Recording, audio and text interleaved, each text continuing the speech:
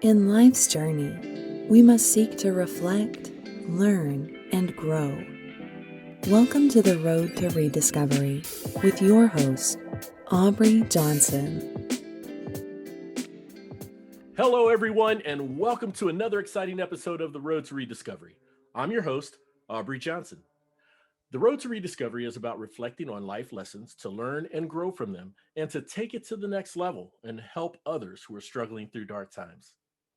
My special guest is an educator from New York City and spent over 25 years, teaching literacy, dance, and communication in the city's public school system. A major advocate for literally based empathy curriculum, he's led workshops for students, teachers, and parents alike. And in his spare time, what is he doing? Oh, not too much. Just going around making the finals on America's Got Talent in acrobatic dance. Ladies and gentlemen, let's welcome Mr. David Paris to the show. Hey, David, welcome to the show. How are you? I'm fantastic. I'm so excited to be here. What an amazing theme of a podcast, and such a pleasure to meet you. And so excited for what we talk about. Oh, thank you, David. I'm equally excited. So are the listeners. So we're just going to go ahead and dive into it. So, David, are you originally from New York City? Yeah, I was born in New York City. I went away for college for 4 years and Mhm. found my way right back into the South Bronx, teaching and Teach for America in 1993. And once a New Yorker, now, some people leave, but I can't leave. I just love it here.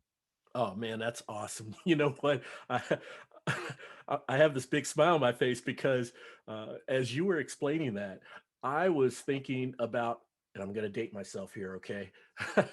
um, there was a show. It was my favorite sitcom show back when I was a kid, and it was called Welcome Back, Cotter. Oh, And fantastic. yeah, Amazing show. yeah, with Gabe Kaplan, right? Yeah, Eh, phenomenal. That was yeah, New York for sure. okay, all right, cool. Because I mean, remember, the storyline went where he went to the high school. Buchanan, I think, was the name of it. He went to that high school, graduated, went off to college, became a teacher, came back, and was a teacher in that same school. So, Wow. yeah, so basically, that was the premise of the story. But and it may not be the same school that you're teaching now, but you're back in your hometown. Back in the hometown, it's funny. I was a religion major in college, and I was Hmm. seeking out mystical nature of what spiritual exists in the spiritual world, and Hmm. I was horrible at it. I meditated in front of I went to India, studied in front of a wall for all these hours meditating, and all I was Hmm. thinking about was food and hanging out with my friends. And I was thinking, oh, this is ridiculous. I don't know what I'm doing. Came back to school and was like, look, what do I like doing? I like people. I like thinking. Man, Hmm. I'm supposed to be a teacher.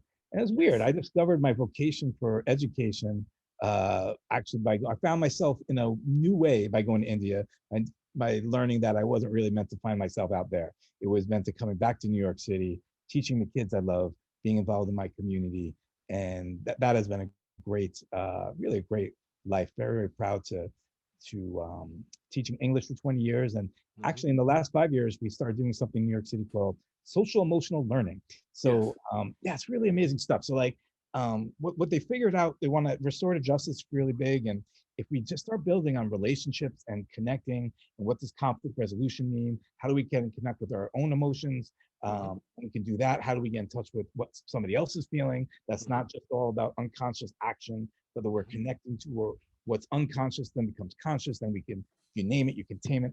I could talk Hmm. forever about this, but this has been my journey, and such a pleasure. Um, such pleasure doing it. Yeah. Oh man, fantastic. So with this social emotional learning, is there is there a degree of, I guess, emotional intelligence that you help the students to be more conscious of within themselves and each other? Yeah, absolutely. I think Okay. the first thing with emotions is a lot. I'm teaching middle school. A lot Yeah. of middle school students, half of them, we go our opening check rounds of how do we feel. A lot of them will say nothing. I don't feel Hmm. numb, Hmm. and I always welcome that. Great, you feel numb, and that's still a feeling, you know. Yeah. And it's Yeah. funny, if we do that every single day over the course of a year, more and more kids will start acknowledging, well, you know what, I'm a little upset, and I might ask, so why are you upset? And once emotions become valuable to them, Hmm. because they can actually get somewhere with them, that they're Hmm. not seen in some negative way from their peers, where it Hmm. becomes a safe emotional place to have emotions. Even the kids who say they don't have them do have them.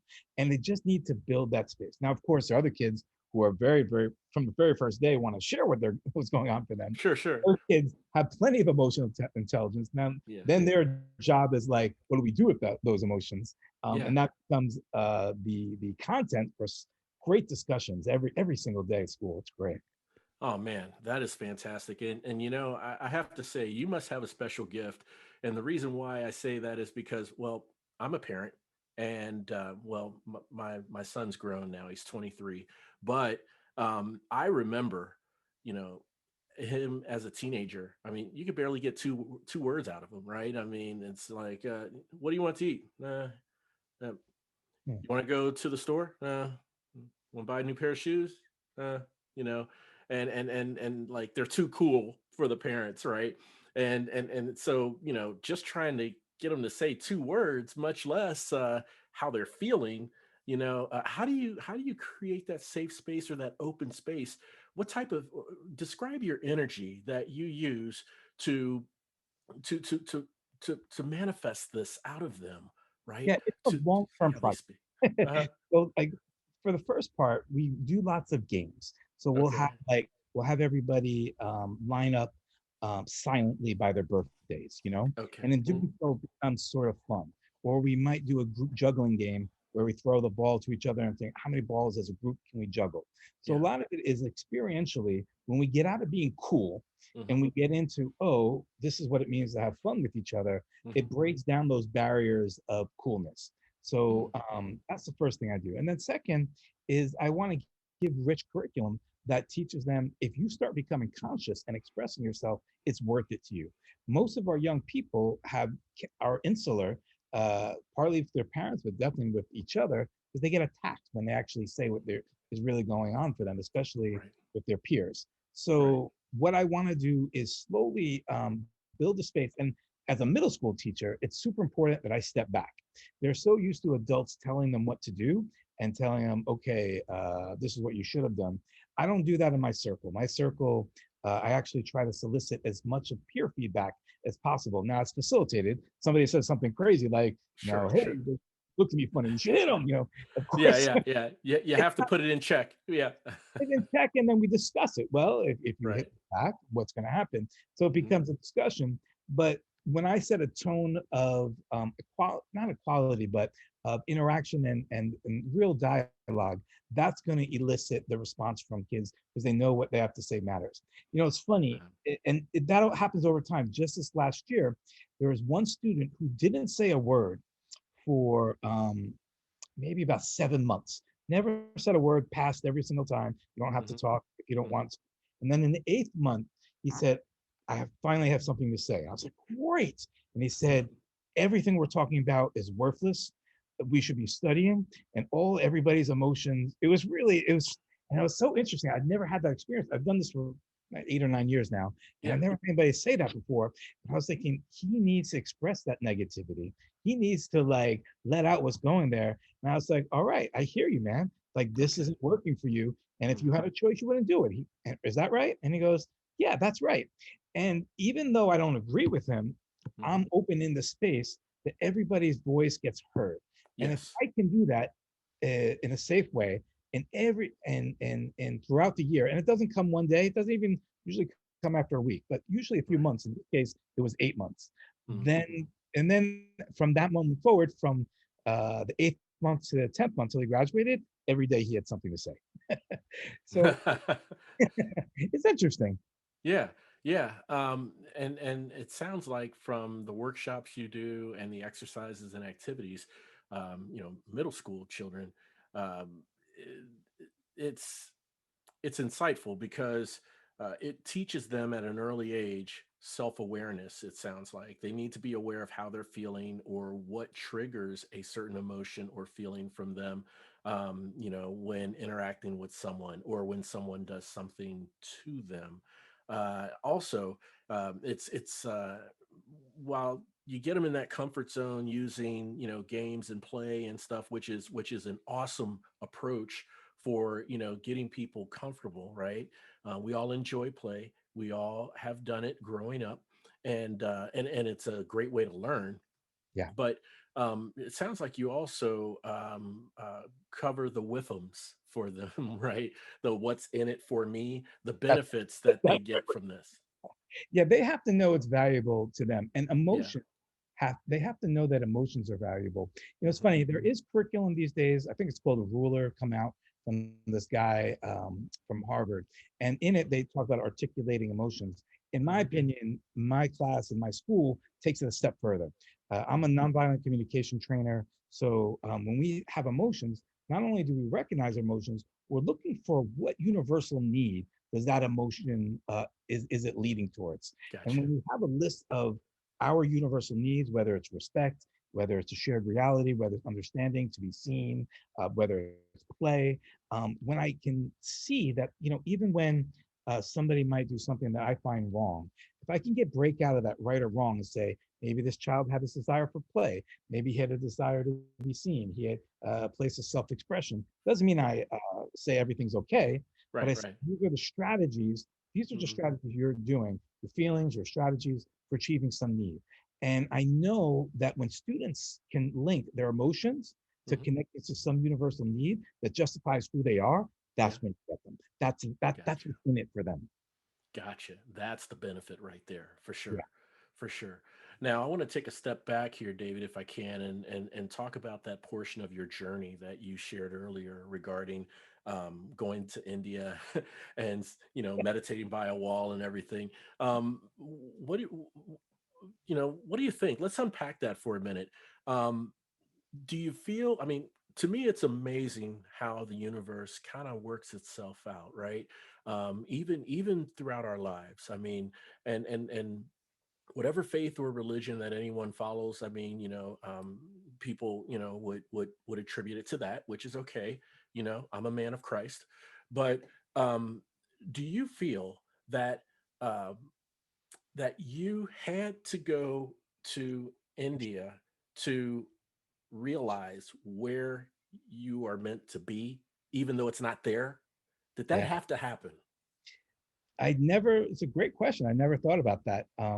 And I do believe in the Holy Ghost. I do have that shared understanding that there's a guiding hand behind what gets done in the world. Hmm. And, back in the 90s, amongst my religious and spiritual friends, everybody was saying, you got to go to India. You go to India and then you find this Yeah, yeah, very I heard spiritual that. thing, right? Yeah. Yeah. Yeah. In Dallas, you don't know a guy named David Sunshine, do you? He runs a yoga studio out there. And uh no, I don't. yeah, he's a good friend of mine. He Uh-huh. also India. He's like, yeah, man, you got to go to India. And I would say it was only going to the Mecca or the highest level at the time amongst our spiritual people of seeing that I would have had it in the back of my head that there was something still to pursue. And only Yes. when I saw that pursuit as not me was I able to change course and go, yeah, actually, I know it is. I'm a teacher. I'm a literacy teacher. Yeah. I'm meant to be with like my Mhm. people. Yeah. I'm not meant to be looking at to study the meaning of a chant or those are good. Chanting the words of God Sure. or connecting to Yeah. God is great. It's a great activity, but I was Hmm. meant to do more. Gotcha. Gotcha. Man, the when you mentioned the 90s and how that was like the thing, right? Like, you have to go to India. Have to, I mean, as soon as you said that, I thought of again, I'm going to date myself, but there was a young pop artist that just emerged out of nowhere. Her name was Alanis Morissette, and she became a real big mega star. And after, I guess, her first two albums and all the crazy touring and screaming fans and everything, she decided to go to India, find some solace and meditate and so forth. And that was in the 90s. And then I believe in the 90s, Julia Roberts came out with this movie called Eat, Pray, Love. Great movie. Um, just a movie about, just running over some hard times in her life. Her husband leaves her, she loses her job, and this, that, and the other, and she goes to India to find purpose. And so that was in the 90s. So those things kind of popped in my head there. But I'm a big believer of, you know, there are multiple ways to get to one destination, right? And could you have discovered that teaching is what you should do and meant for you before going to India? Probably, but would you have served it in the capacity that you do now? You know, it remains to be seen. I guess we won't know because it's already happened. Yeah, it's a sliding door of some sort that, Yeah, yeah, yeah, I wonder. yeah. Uh, yeah, Uh-huh. So let's talk about a timeline here. When it came to teaching, you've done it for 28 years, and you've also had this amazing experience competing on America's Got Talent, right? Where was the timing in there? Was that like towards the end of your teaching career? Was it after your teaching career, or somewhere in the middle?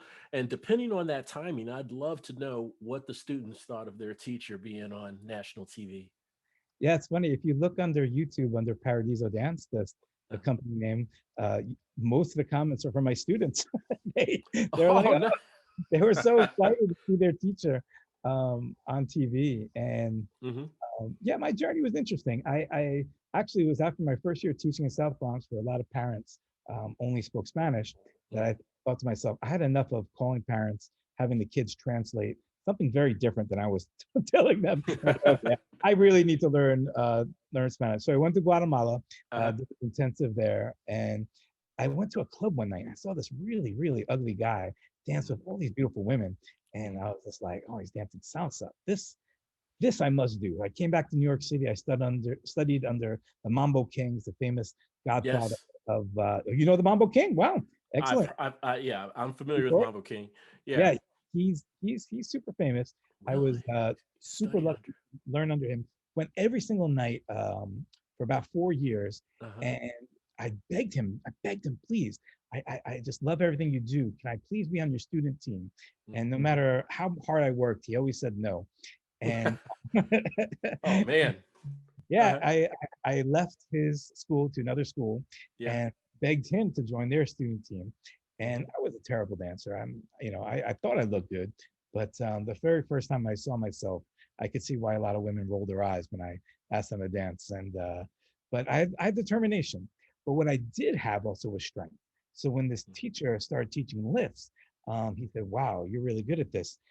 So what he did is all the dancers would come on stage and do dancing beautiful turns, move their hips. And Hmm. then in the middle, I would come, throw his wife over my head, flip her, catch her, and then walk off stage, and the crowd go craziest for my flip. And I Nice. said, this is the best. And Yeah. after a while, I thought to myself, this salsa dancing was never for me, even though I love it. It's my Hmm. heart, but Hmm. it's not making me any money. But what if I just did tricks? So I started a trick team. Worked with a whole bunch of partners. Eventually met my wife at the time, Hmm. and we just started doing straight tricks. Hmm. And we tried out for America's Got Talent the second season. I believe that was in 19 or 2007. Yeah. Yeah. We didn't even make it beyond the first round of the associate to the associate producer. Yeah, Really. we didn't make it anywhere, but we didn't give up because that's not who I am. Right. Season four, we tried again. Hmm. And at that point, we just got married. So it was a great story, Mm. it was a little bit fresh. And we made it to the semifinals, made it through 4 rounds. Hmm. And that is what birthed. We performed every weekend for 2 years, somewhere around the world. I Hmm. would leave Friday right after work, get on the plane to, to get to where we're going, Wow. get back Monday morning right before work, and the best. And it was the best point of my life. It was the greatest. It wore my Wow. wife out. Then we split because she said it was too much. But we did have a great run for quite a long time. And at the time, yeah, my students loved it. I had an acrobatic salsa team Hmm. at the school I work in. Hmm.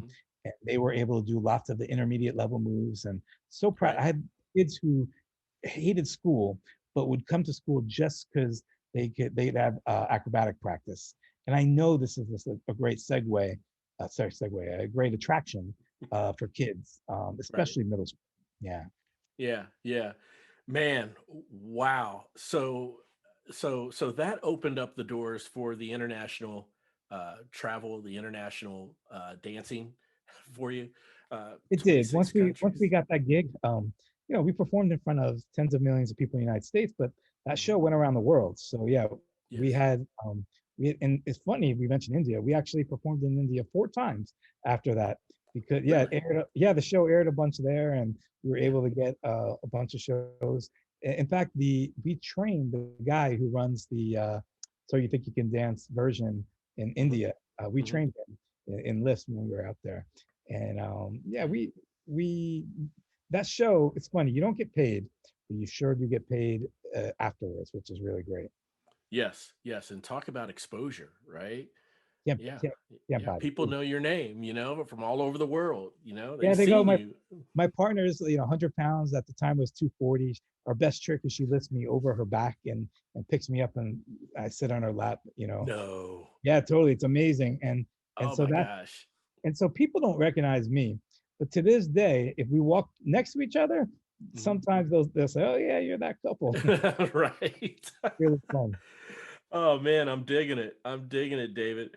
So, okay, so being in talent development myself, that's my day job. That's my profession in talent development, and also being married to a retired teacher and principal of 25 years. Thank you.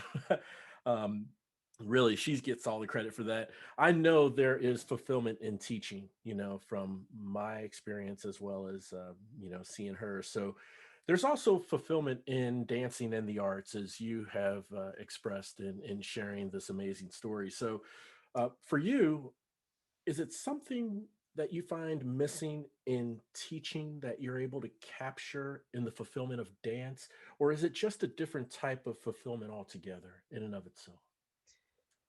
Wow, it's an amazing question for me. Wow, yeah. Well, I've seen the ups and downs Hmm. in education where they say we need more art, and then they say no, we just need reading and writing and math, and they Yeah. cut all the arts out.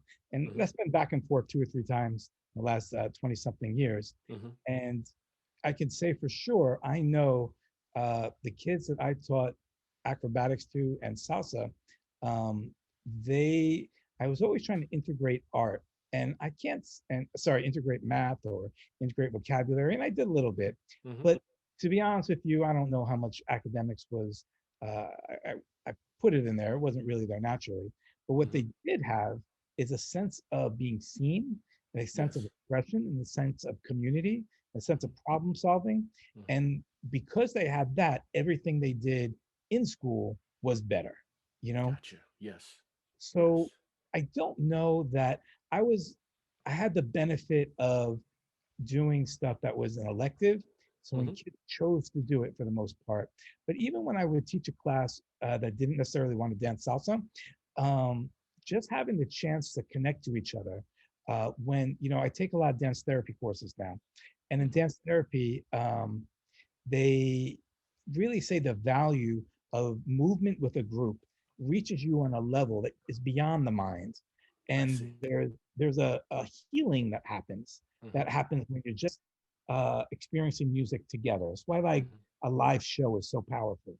Hmm. And Hmm. so yeah, does mute I think the question, if I remember, was how does the our art impact learning, or what's the relationship? And often it's severed. And if it's severed, sometimes I understand because the way art is taught in school Hmm. is not done in a way where kids will find value in it. But if Hmm. you can do it in a way where kids find value, I would say specifically there are electives where kids get to choose. Although I've done it where they didn't choose and it was still good. Um, they develop a sense of something that means something to them. And we know for all human beings, when something means something, they're going to learn and it'll become much more a part of who they are. Um, ideally, ideally also it's funny, I used to play this game called Mr. Paris Says, and I'd say, okay, Mr. Paris says be a gargantuan boulder, and then they make a big movement and everybody make a movement, and I use vocabulary to get them moving, excited. It's a curriculum that I didn't develop, but I knew in those 5 minutes I did it during when I taught English, they were learning the most they had in the entire day. And so Hmm. yeah, movement, art, music, absolutely crucial in my opinion. if done well. If it's not done well, I've seen people hand out dot to dot, like fill in the dots, Yeah, like some yeah. horrendous versions of what art should be. And Right, right. I get that you would cut that. If that's what it is, you'd cut it. But if it's done well, it can be an extraordinary addition to kids' lives. Gotcha, gotcha. Is that what your David, wife does too? I'm Because she sorry. ran a school. Your wife ran a school, right? Yeah, she did.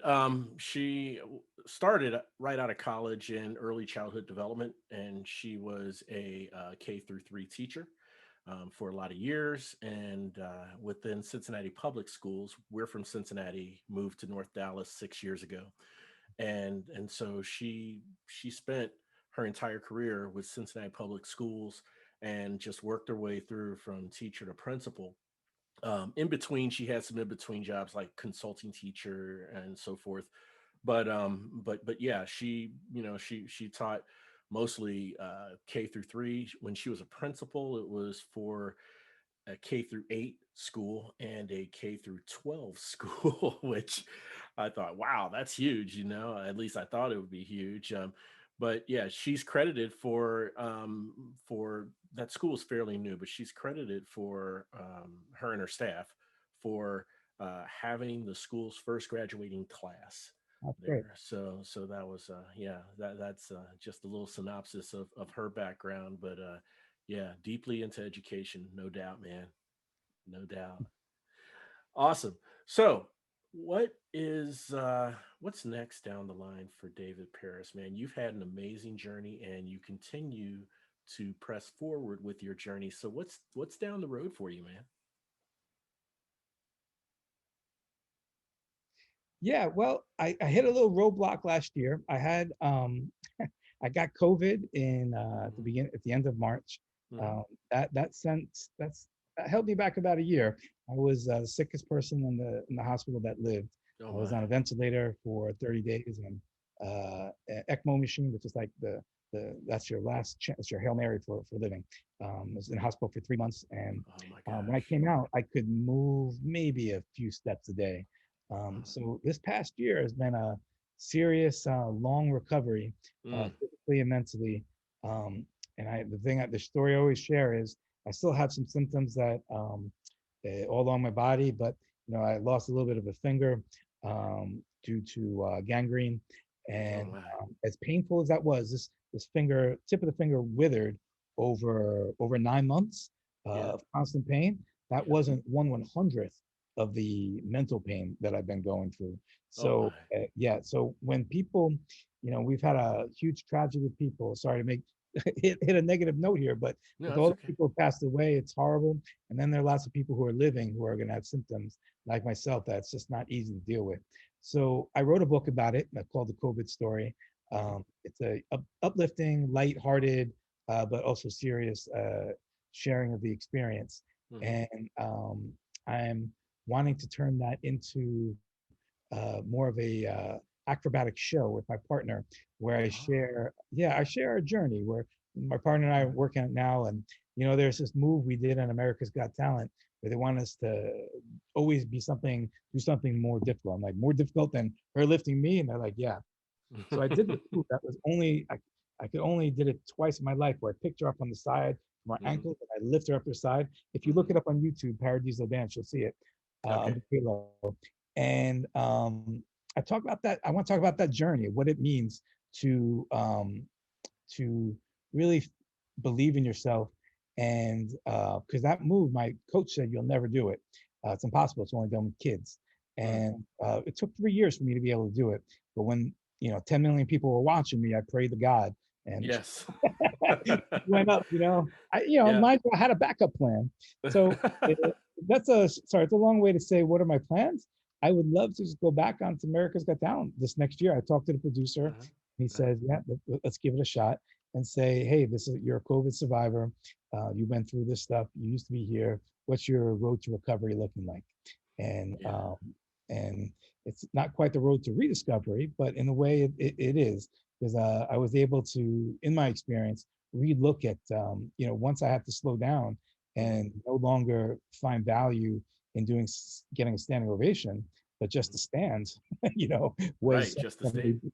just to stand was I had to relook at what was important in life, and that was a big lesson for me. And I'd love to do some speaking tours about it. I'm gonna be writing a second book about it, and most of all, maybe America's Got Talent and an acrobatic show. So that's what's ahead.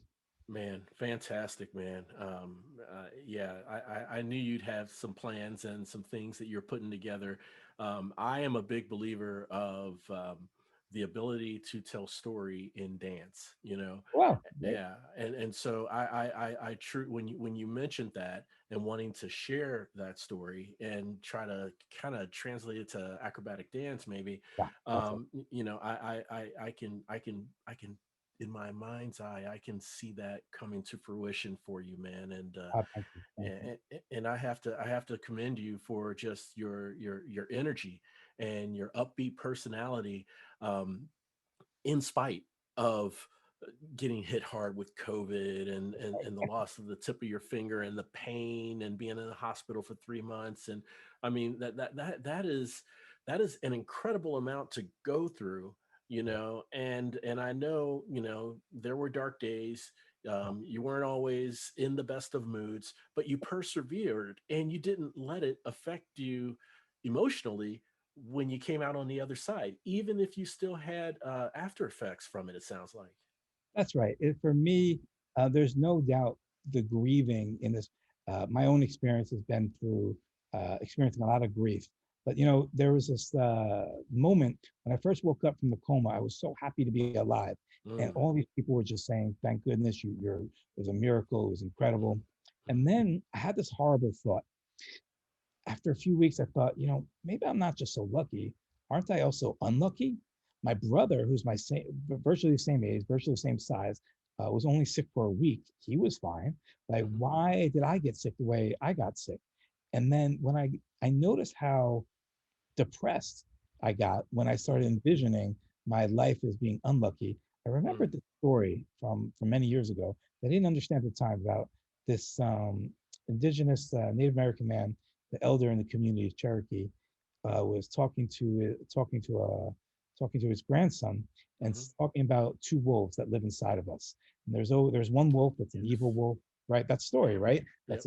That's angry, that's jealous, Yes. Yes. and then the other wolf that's also inside of us that's good and kind and grateful. Mhm. And the grandson asks, well, which one do you feed?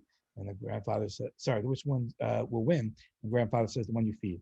And I realized I was feeding this really negative view of being unlucky. And to Mhm. some degree, we're always telling a story about how we're living. And it Yeah. doesn't mean I'm going to pretend I'm good when I'm not.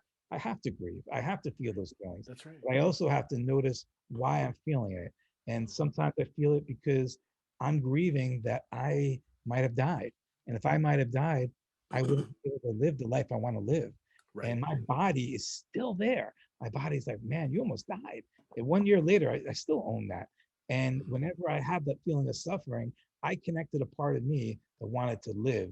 And that's why I feel that suffering. That's why I feel that grief.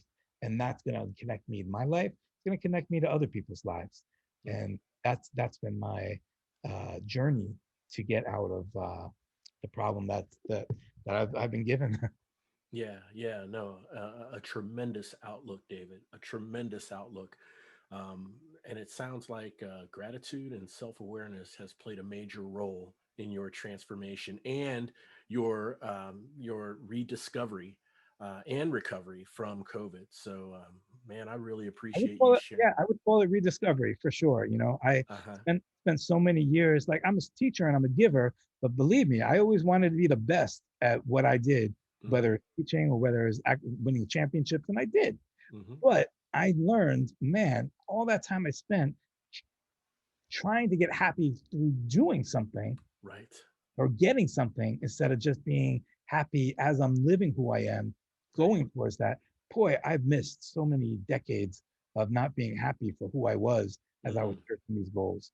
And Hmm. so that's been my road to rediscovery is what does it mean to connect and be happy with who you are as you seek these things that maybe not who you are, but who you'll become.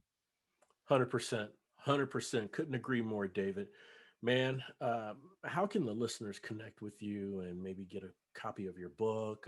Yeah, knock on my and learn door. more. Just calling in the NYC, knock on my door. Yeah, I'll let you in. If Yeah. you're around New York City, just give me a holler. But you can connect to me from davidparisbooks.com. Uh, Okay. on YouTube, you can also check out David Paris Books. I have a bunch of clips on there. And also my dance website, Paradiso Dance, Paradizo dance.com. And then my social emotional learning work is on Hmm. scllifeskills.com. So those are three great sites to check me out. Anybody who would like a free copy of the book, just let me know. Email me. I'll send you a digital copy and send it to as many people as you can. It's my pleasure to share my journey and give people take a look at what I've been through. And if it's helpful to anybody, I'll sleep a little easier. Oh man, fantastic, man. Thank you so much. We will share those direct links to the websites as well as your email address for those who would like an autographed copy of your book All in right, the episode show notes for sure. awesome. Hey, thank you so much for having me on.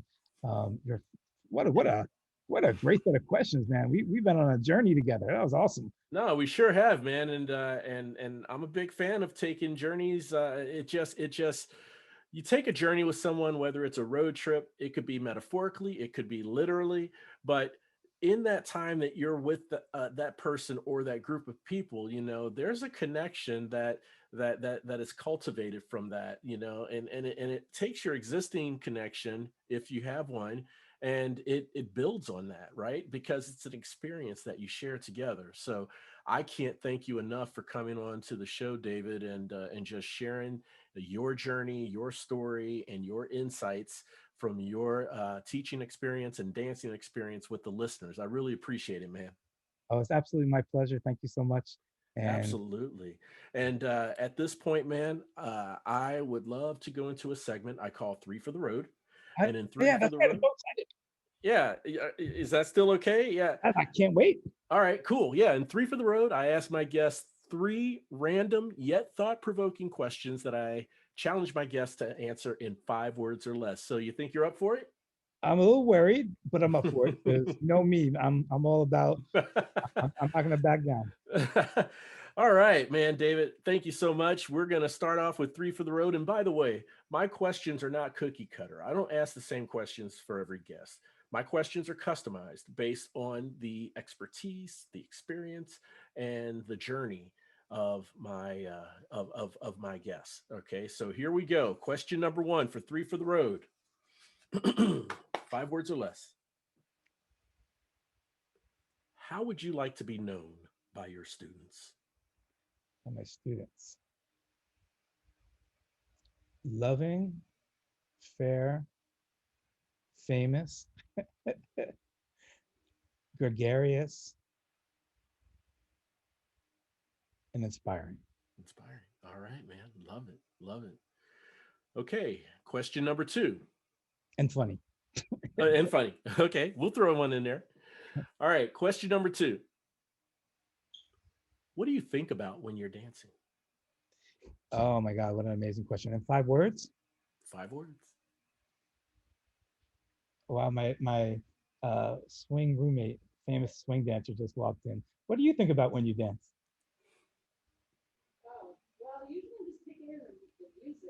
Yeah, I would say the same thing. Yeah, you don't think. There are no Mm-hmm. words to it.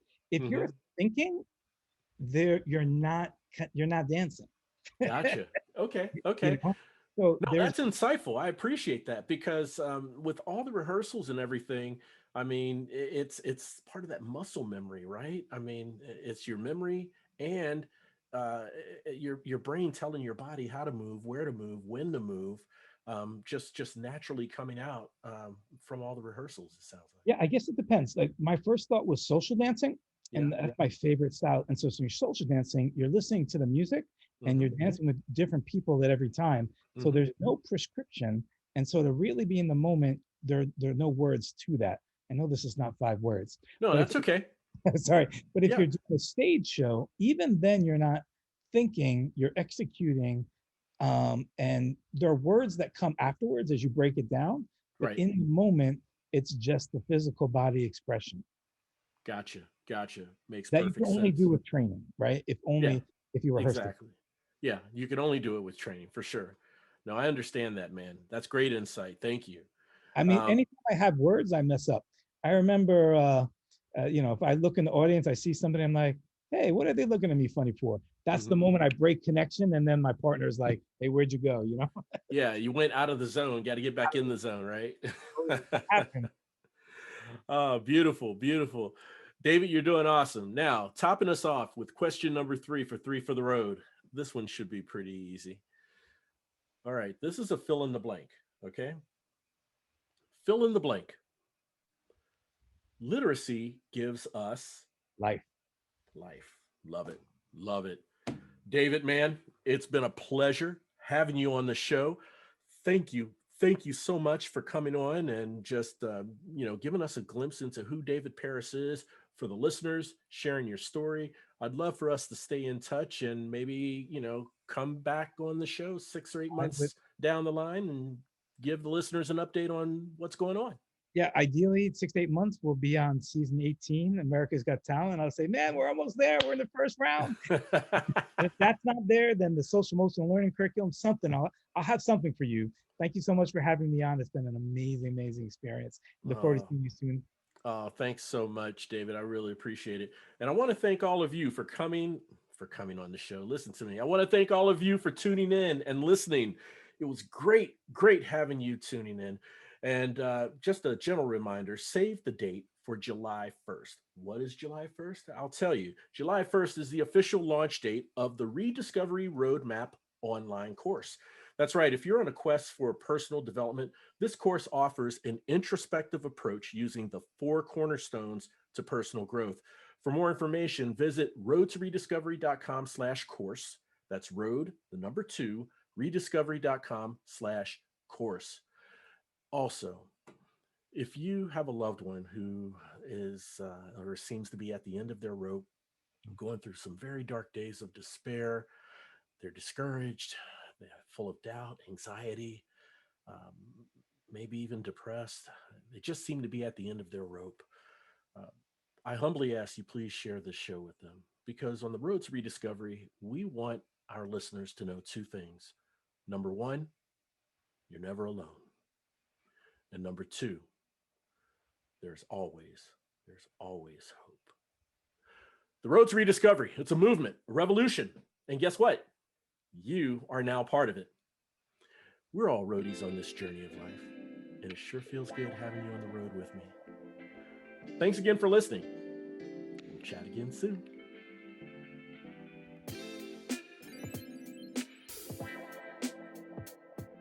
The Road to Rediscovery is an AJ Shark production